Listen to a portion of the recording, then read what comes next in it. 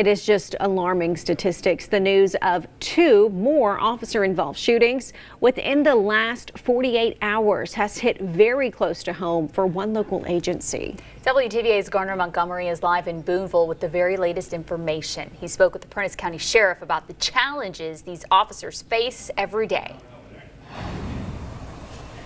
Right now I'm here in Prentiss County where they're remembering one of their own who was killed in the line of duty 25 years ago today.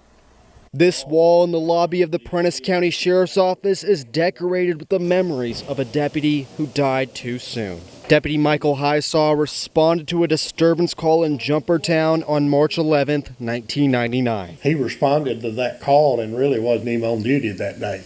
And he was the officer that got out there, came in contact with the individual that wound up and took his life. Since Randy Toller became sheriff in 2000, he's dedicated to making sure his deputies get home safe at the end of the day. My guys are out there making traffic stops, and you never know who you're going to stop.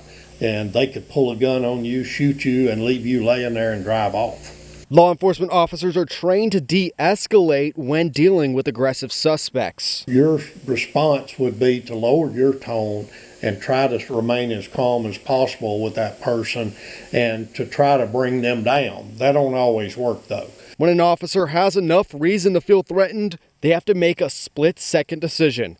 That's when their training has to kick in. You respond with deadly force when it's to preserve someone else's life or your own. And that's the basics there. Sheriff Toller says he's seen a growing cultural shift away from respecting law enforcement, but he hopes that can change by sharing Deputy Highsaw's story. I hope and pray that we don't have another officer-involved shooting, but if we do, I want my officer to go home at the end of the shift. These officers are just like every other citizen of the county. They have families, they have children.